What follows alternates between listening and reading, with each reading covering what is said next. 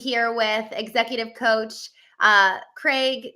Craig, thank you so much for joining. I know that we had a couple kerfuffles to get us to where we are right here in this moment, but I just really trust that this is the right timing. We're live on the right platforms, and I'm grateful for you and your presence today. Thank you. Thank you so much. Yeah, I'm really appreciate you having me on, and I'm really looking forward to our conversation. Likewise, Craig. We always have a little practice on our show that actually we're going to be doing live, which I've never done before. So this is a beginning. It's something that I like to do in the green room. It's something where I get aligned. I actually invite my guests to join me or just wait. But it's my practice for just really getting myself centered. It's so easy to move from one thing to the next and just go fast and go quickly, that this little practice, I talk about it in terms of my morning vertical alignment, and it's a whole process. It's a whole practice of really taking time every single morning to move through kind of waking up my body and getting my body up and running in the morning, and then also just tuning into my emotions. How am I feeling? Reminding myself of what's true in terms of my spirit, and then giving myself some growth prompts, and then identifying how I'm going to navigate through the day with that. So that's my A, align, awakening the body. L, listening to my emotions and listening to my soul. I, illuminate the spirit with truth. G, grow, and then N, navigate. So that's my process. But in terms of kind of a real time moment of getting aligned, I just like to either say a quick prayer or take some deep breaths. And so I'm actually going to do that right here with you. For those joining in, they're welcome to do the same, but it's just going to be about 40 seconds of just closing my eyes. And I welcome you to do that with me, or just wait while I do it, since we didn't have time to do this before. But I'm trusting that this is exactly how it's supposed to be. We could all take a moment to just get aligned, to get centered throughout the day. So I'm going to go ahead and do that. So I'm going to close my eyes and just take a minute. God, I thank you for Craig. God, I thank you for every single person tuning in this morning, this afternoon in London.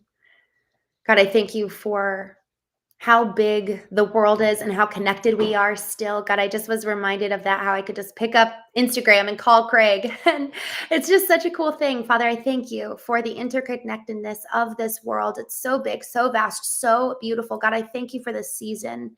This is such a precious time of year. And I ask, Father, that we would hold it with so much just appreciation for everything that has come throughout 2025, Father, that in this moment we would slow down and just recognize how good we really have it. The fact that all of us have access to watch this, to be on the show, man, we have it so good. And I pray that this conversation, God, Craig has so much to give, so much to offer. And I pray that his words would be powerful and impactful, and that we would all walk away better and changed because of this man, in Jesus' name. Amen. Craig, thank you for being here. I'm so excited. I would love for you, as we kind of open up, we were chatting back and forth on LinkedIn, what it is that you really have on your heart. And I would love for you to share with everyone. You said that one of the core things for you has been learning to tell yourself the truth, learning to be honest with yourself. And I think that that is probably one of the most important places to start in terms of just growing and healing and coming to know ourselves. So can you talk a little bit about how you have gone through that yourself? How have you come to be truthful and come to know yourself in that way? Yeah, I mean, it's been an interesting journey, really. Because I think I've always kind of thought of honesty as something with other people. Being honest with others. And I think it's something that I've always kind of thought is important, and it's kind of been in there as a value of sorts. But in truth, probably was something that I struggled with, in that sometimes I didn't want to be honest. Sometimes there was things I didn't want to say for various reasons, and so honesty has been a kind of a tricky thing throughout my life anyway. But then getting into the work that I do, and I've been run a personal training business for over 20 years before I got into coaching. so I think the journey started a little bit there, but certainly when I got into coaching, one of the things I really started to notice was how difficult it is sometimes to actually be honest with ourselves. That came up a lot in conversations with clients, and I think through that journey, um, actually working with people, it's been an internal journey for me as well, and it has changed my lens on honesty. It's certainly made me think more about honesty internally and being honest with myself. It's then become a key kind of a core part of the work that I do with my clients, but it's become a real kind of core part of my own personal development over the last few years as well. I really appreciate you just starting off saying, for the most part, when we think about honesty, we're thinking about it being outward and extending to the external, but it really starts internally. Do we even have that relationship with ourselves? So maybe honesty is actually relational, but we need to have that relational connection with ourselves first. And so, what you said your personal training had a little bit to do with that for the 20-year span that you were running that.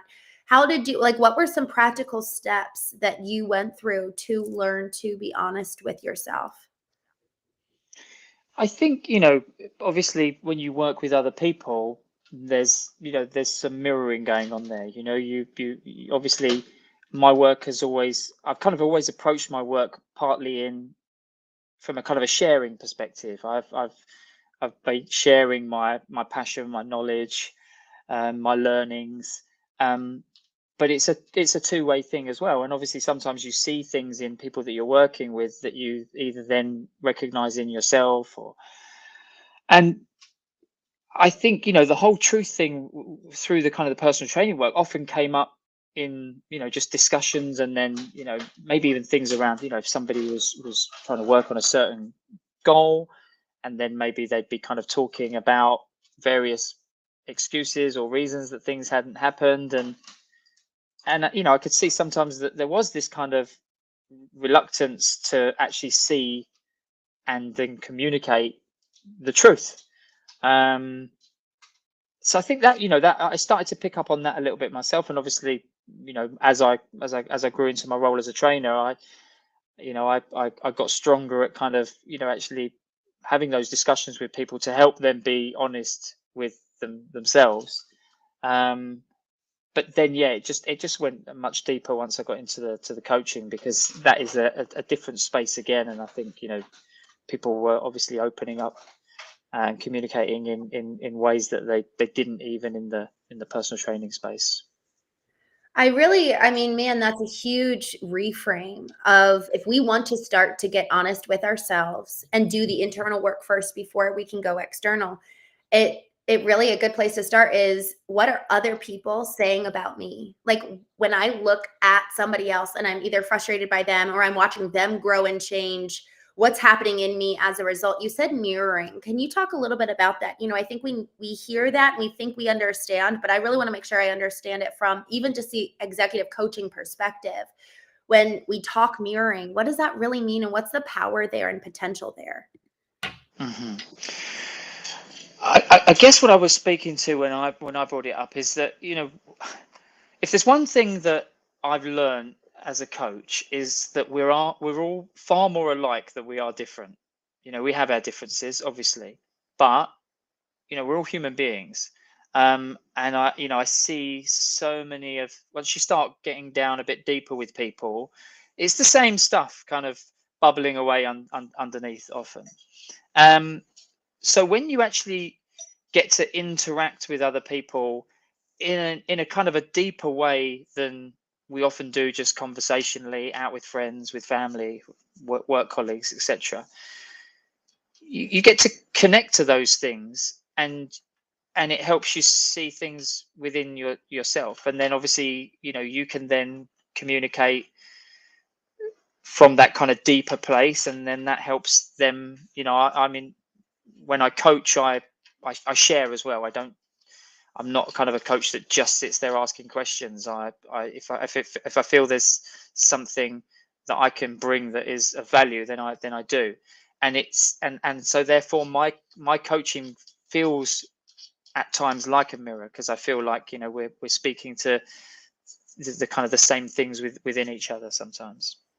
So good. Man, we're so much more alike than we are not alike. And have you found that there's resistance to that? Because I think that at some level, I know for me, it's easy to feel isolated. It's easy to feel like, man, no one understands. So can you help with that narrative, with that mindset of I'm just in this alone? You know, I remember actually when I was 9 years old, a core narrative formed for me. I was sitting in my bedroom window, and I don't remember exactly what happened leading up to this moment, but I was sitting in my bedroom window looking out, and I was like, all right, it's me and God against the world. And that narrative this is what's dangerous, is when we shape those narratives and then they kind of become true as you get older and you've got more data to prove that being true. Now, the other narrative is true, is that, man, I am so loved. And if I had that narrative at the forefront of my mind, I would have plenty of data to back that too. So, can you talk a little bit about the fact that we're actually way more connected than we really are? And like, why do we have that narrative in the first place that really self isolates us? That's a very interesting question. I mean, you know, just to kind of firstly say, you know, my own kind of personal journey with it is, you know, I spent a lot of my life, certainly my young life, just thinking that I was different. You know, that I was. I know, you know, I let me first acknowledge that I think, you know, we all are unique.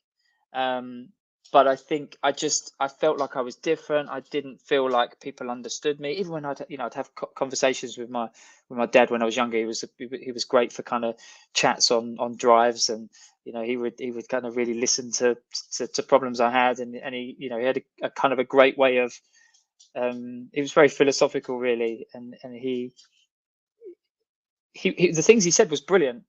The problem is I kind of felt, yeah, that's great, Dad, but you don't understand me. Like, I'm different. And again, I think I kind of I carried that as a bit of a narrative for a lot of my life, which I guess when you are, you know, when you are carrying that, that is a kind of a disconnect in itself. You know, it's similar to what you were saying. You know, it's me and God against the world. I think, you know, I just there was a disconnect, because I felt like, you know, well, nobody else really gets me, nobody really understands me, therefore I'm different, therefore I think I definitely struggled with a sense of belonging through lots of chapters of my life. And even though I was always in plenty of groups of friends, I was never alone, but I think there was still maybe that kind of loneliness about the kind of the way I saw myself, and you know, that kind of seeing myself as different. And I think, you know, that's changed as I've gone through different chapters of my life, and I think as you get older, your mind changes, and the way you see things can change. Mine certainly has anyway. But I think, again, the coaching has just, I guess it comes back to truth as well. You know, there became too much evidence of the kind Mm, of the connectedness of us, and you know, how so many of the things that I had going on inside me and underneath, I started to you know, mhm. see was in other people as well. Yeah. So I was, yeah, through that I was forced to kind of change my view in a way. Wow. I really, really love that. I last night I was on the Knowing Show talking about effectively how do we get out of a funk? You know, when we find ourselves really stuck, what are some ways to kind of lift ourselves out, and why do we end up being in a funk in the first place? And one thing was just super practical that I did 2 days ago. You know, I was kind of feeling myself, and there's something about falling down into the funk. You know, David Hawkins talks about assigning numerical value to emotional energies, I guess you could say. So when someone's in shame, they're kind of hunched over, and there's kind of a smaller energy around them, you know, and that level is 50. But then when you get to the level of pride, you're at 150. So you're a little bit bigger and you're a little bit more sure of yourself. But then when you move to the level of courage, it's 200. And now you've got your shoulders back, and you're not motivated by fear, which usually motivates pride, but there's something more about love that's motivating that sense of courage to, I'm going to show up and speak the truth. And there's something about kind of that rising up that is akin to getting yourself out of the funk. And I found that by way of connection with other people, community, we're made for connection. And the more that when we find ourselves kind of falling into this black pit of being in a funk or that negative spirit, I think a lot of times the narratives and stories that accompany that, first we need to pay attention to what those are, but a lot of times it's no one understands, it's self-isolating, it's kind of I have to do this alone, and you kind of almost like turn your back metaphorically to everyone and say, well, you just don't understand, rather than being open and saying, I either need help or let me go help you. And both of those approaches, asking for or offering to give, both receiving and giving is communal. And so I really love that the more you lean into giving to other people, the more you actually receive that sense of community and belonging, and realizing what you struggle with, you're not crazy. They're not crazy. I just think that that's really, really, that's so invaluable, especially as we head into this season, the Christmas season. Can we talk a little bit about that, Craig? Because, I think a lot of times there are other stories, the stories we tell ourselves. What are the stories that you've seen people tell themselves about their family that could actually self-isolate them, that we could rewrite here and now in this conversation? So let me just get this right. So things that people, like narratives people have around their family that kind of drives them to feel isolated. Is that right? Yeah, or even push their family away. Yeah. I think, again, I'm going to kind of come at this from a kind of a personal lens, because I think, I mean, I've always been close to my family, but speaking to what you were saying even before that, I think I've always kind of had this kind of, I don't want to call it a will, maybe it is a will, but to kind of, to be okay on my own, to be able to, I should be able to do this, I should be okay. I shouldn't Wow. need any help. I think I've Mm, definitely carried that. I've also been reluctant to ask for help because I don't want to be a burden. I don't want to put things on other people. And this has been something that I've seen come up with clients so much, and it's actually, again, it's become a bit of a core kind of part of my work with people, is that actually allowing yourself to be vulnerable basically, as part of it, having the courage to be vulnerable so that you can actually open up. And I talk about, similar to what you were saying there, talk about this channel, and you kind of came at it from kind of giving, but also seeing that actually asking for help is also opens the channel, and is also in a way a giving act, because people who love you want to help you. They want to be a part of your life. They want to be valued. They want to feel needed and feel that they're part of your life. So I see that when you actually ask somebody for help, you open that channel. And I really feel that has, that's had a big impact on me, and I definitely feel that that's had power in the coaching as well. mm.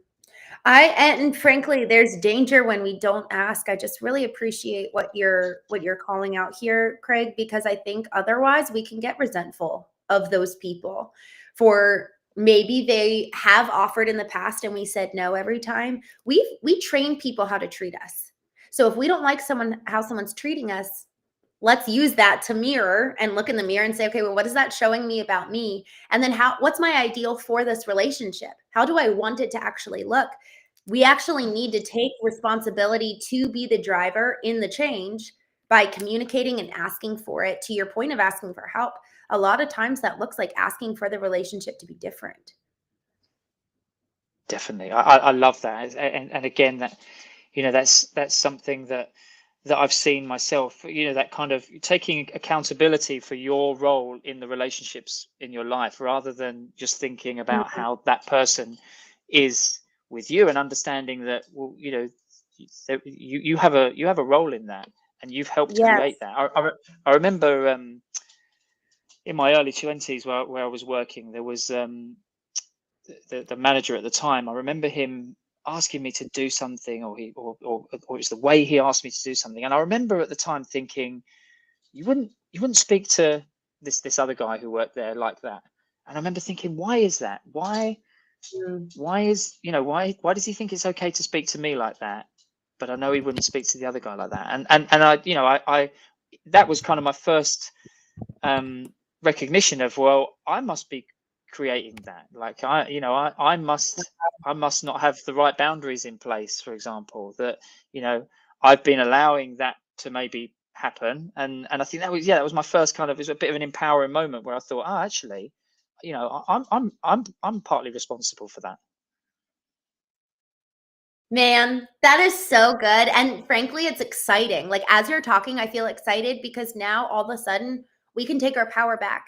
We don't have to exist in that relationship like that anymore. And that doesn't mean, this is where, Craig, I actually think this is really important, especially as we're heading into so much family time. And instilling a boundary doesn't mean that we're punishing somebody else for the behavior that we've trained them to give us. And I think that's so important. It's not about punishing, it's about retraining and retraining ourselves, because the fact that we're allowing them and teaching them to treat us this way, usually there's a self-worth issue underneath. There's a fear underneath. This whole concept of belonging, if we're afraid we're going to lose that relationship if we put in any kind of healthy boundaries or ask them to treat us better, then that's fear, versus love, and versus, man, I trust this relationship. I trust that you love me, and I think that I kind of deserve better. So, as we seek to put in new boundaries with those we love this Christmas, how should we go about doing that? I think what you were saying there was really making me think about how these things can be driven by fear, and how often we end up manifesting our fears in the behaviors and actions that we Yes. take by trying to avoid them, and disconnection is one of those. With the Mm. fear, because that's the kind of deep rooted fear, and maybe maybe we're not even conscious of that, but often that is the fear. The fear is, and again, it speaks to our just our human need to belong, to be in the tribe. So we have this innate fear around that, and then because of that, like you said, we struggle with being honest. We struggle with setting boundaries because we don't want to disconnect. And yet, by not setting boundaries and by not being honest, we drive the disconnect anyway. Right. Ah. So Oh my gosh, I'm so grateful you said that. We end up manifesting the very thing we're afraid will happen. And isn't that so interesting? It's like what we fixate on. There's this quote that says, where you place your attention is where you place your energy. So if we're placing our attention on the fear, we're actually kind of like putting, fuel on the fire of that fear. So it's going to blow up at some point. It's going to happen versus, okay, let me actually focus my energy and my attention on what is my ideal, what I want, rather than what I'm afraid will happen. So, how do we move from focusing on the fear of what could be versus the potential of what we want? I think I've spoken to you before about kind of two of my pillars of my work, which is honesty and self-compassion, and knitting those two very tightly together. Um, and I think that's, if we can actually shift our focus to that, that will help us drive the right things. And then those two need to be propped up with a bit of courage. And I think you throw those three in, and they're a good anchor. Am I being brave? Am I being honest? Am I being compassionate to myself? When you talk about compassionate to yourself, what does that mean to you? Well, in some respects, it's as simple as actually, you know, it's very cliche, but treating yourself. I mean, we think of the phrase as treat others as you would want to be treated yourself, but it's, for a lot of people, actually, you need to kind of twist it around and go, treat yourself as you would treat Mhm. others, you know. Mhm. So yeah, it's partly that. It's actually, the way you treat yourself, the way you talk to yourself, but also it's just kind of it's taking time to get to know yourself, to understand yourself, um, and to see yourself as a person. We kind Mm. of we live within ourselves, and we kind of then just act out from ourselves. We act outwards with everyone else. But Yeah. a lot of our experience is actually internal. Our, Mm. our experience of the world is how we feel and what we think, rather than what's actually happening. So even our relationships, a big part of our experience of our relationships is still internal. So we Mm. really need to nurture that, Mm. um, and actually, so being compassionate with yourself, and seeing yourself as somebody that is worth loving and paying attention to, um, Yes. and just bringing it inwards instead of just operating like this all the time. It's like Mm. be in here, focus on this, and then radiate out from that. I love it. I love it. And then to kind of what we were saying earlier, and you said, am I telling the truth? Am I being compassionate? Am I being brave? Those are 3 steps to effectively come to actually do the work of going inward. So to your original, bringing it full circle about being honest and telling the truth. How am I showing up? How am I being perceived? Through how other people are treating me. That's a really, really good way to first get to know ourselves. For those who just feel so disconnected, like I did, 4 years ago when I first started this journey, I had no idea who I was, no idea about emotional intelligence. It was just so foreign. And so, a really good way that I looked in the mirror was considering why my husband left. That's a really hard question. That's a really, really uh that's a scary one because it's like, what am I going to find asking that? And y'all, each one of us, I think that that's a really good question to ask. Why would you leave you? Why would you actually be done in a relationship? What are we doing now that's kind of the blind spots? And what I realized was I had been living as a non-person. So in one sense, I was like, well, my husband wasn't really married to someone that was vibrant and full of life and present. I was kind of this like phantom in servitude of everyone else.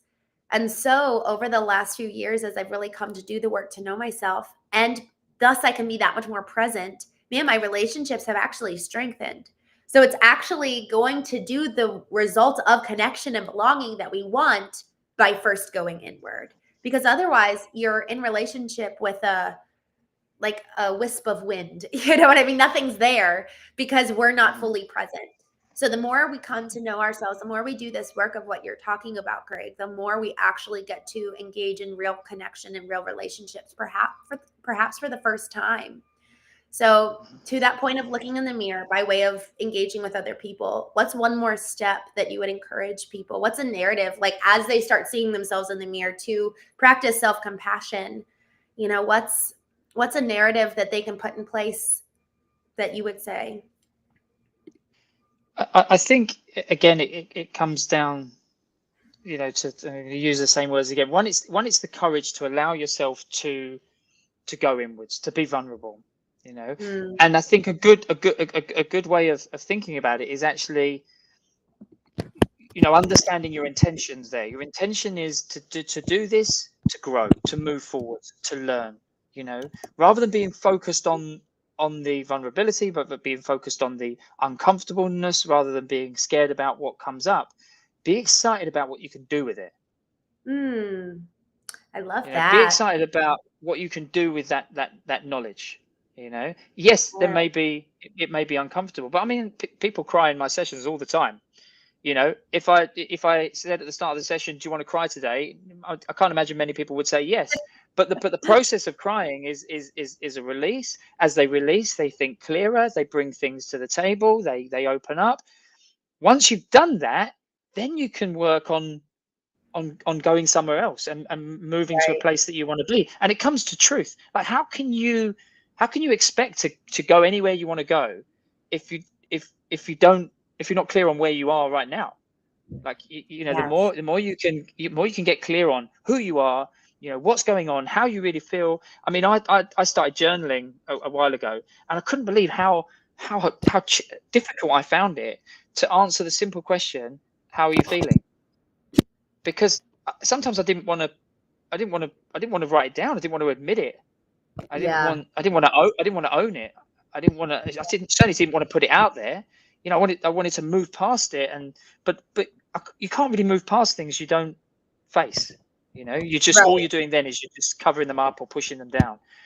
So I think it's like anything, it's a skill you develop, and you build confidence and courage around it. Because once you start the process of being vulnerable, accepting truth, finding self-compassion, moving forwards, Mm, then you it becomes easier to do, you know, because mm. you again, I guess it becomes easier to get excited about, you know, what's on the other side of it, you know, instead of just looking at the you know the bit that you don't want to, I don't want to go in there, you know. Mm. I'm so glad that you said that. Thank you so much. And Craig, it's almost like a self-administered dopamine hit when you focus on where you're going and the progress you're making. There's a book called The Gap and the Gain. The title alone is kind of shares what the purpose is, but the goal is to look from where you started to where you're going rather than, oh, look how much further I have to go. It's like, look how far I've come, and that's my destination, and I'm on my way, and this is so exciting. So I really am so grateful for you joining today. Is there anything else that you would want to add to this conversation that frankly all of us need to do over the next, I think it's 12 days, 13 days until Christmas, 14 days? I think, you know, this time of year, I feel like there's a lot of people walking around that feel like, you know, they wish that we were a species that could hibernate for a while, because, you know, the days get shorter, it gets I dark know. and cold. It obviously depend on where you are in the world, but certainly in London, it's cold and dark. You know, people are tired.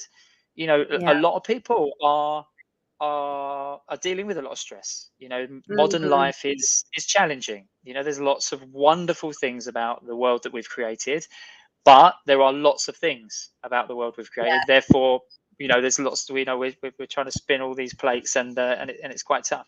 So, you know, I think sometimes it's actually one, recognizing that, you know, some of these things that we think are important are not that important.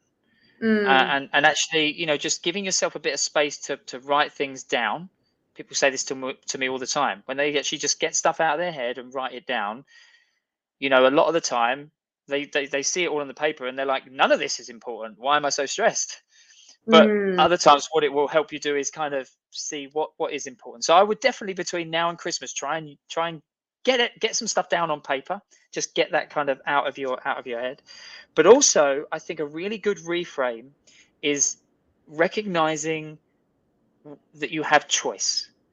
You know, and Mm. again, this speaks to truth. A lot of times people will come at me with things, and, oh, but I've got to do this, and you know, and you know, their commitments, so their obligations, various things. And when we really break it down, people start, and there's a lot of friction to this sometimes, because people, they're protected behind that wall that they put up for themselves. You know, well, that wall's there, so there's nothing I can do about it. I don't need to be accountable.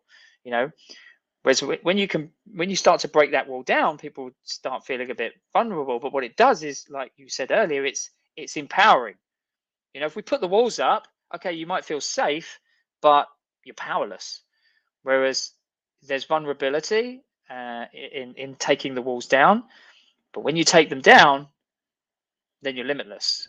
And I think that, you know, the narratives that we carry can really limit ourselves. And I think if you can look at some of the things in your life, look at some of the things that you say that are imprisoning you, look at the things you say that would um, suggest that you don't have choice, and challenge those things, question the things that you're saying, and find the choice that's there, because There often is choice. So good. It reminds me of Viktor Frankl, who wrote Man's Search for Meaning from the camp in Auschwitz. And he said between stimulus and response is choice. You know, whenever anything happens, we always have the opportunity to choose before we respond. And then, you know, out of all the human freedoms that were stripped away from him, the one thing they could not strip away was his freedom to choose his response. And I'm so grateful that you brought that up. So, Craig, thank you so much for joining me, my friend. It was wonderful to meet you and have this conversation. And y'all, thank you so much for joining us on The Knowing Show.